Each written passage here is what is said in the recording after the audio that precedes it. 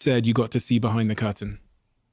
And I remember the first moment in my life where I really felt like I got to see behind a curtain that I didn't even know was there. For anyone listening to this podcast, there's a curtain on my right. For anyone watching, you can see the curtain on my right. Behind that curtain, there is actually a room in there. And there's actually another studio in there where we record some content. It's kind of like a standing up studio. We've got some backdrops and stuff like that.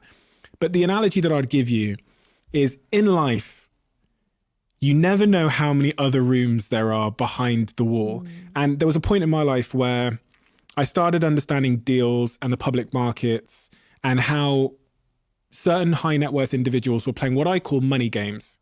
They were basically not doing much work, but they understood the laws of money. So they could buy things at an arbitrage or flip things at an arbitrage and put them on the public markets and all of these crazy money games that no one had ever told me about in life. I thought the way you build wealth is by working. And these fuckers, the richest people I know, do very little working and they do a lot of money games. And they live behind the curtain that I didn't even know was there. And I was thinking about the cab driver there.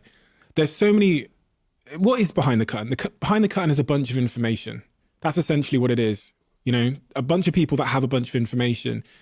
What I might say to that cab driver is like, who can take you behind the curtain? Even if you have to go get a shit job for 6 months.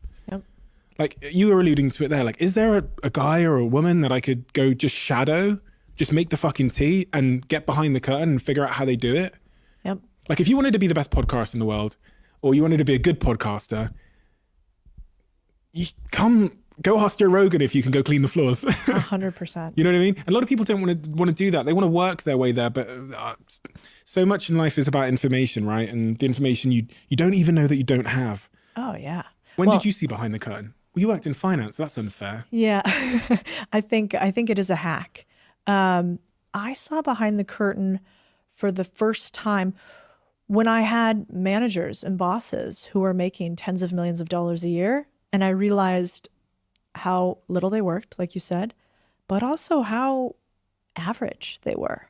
You know, I saw these largely, middle-aged dudes who were no more impressive than I was, and they were crushing it.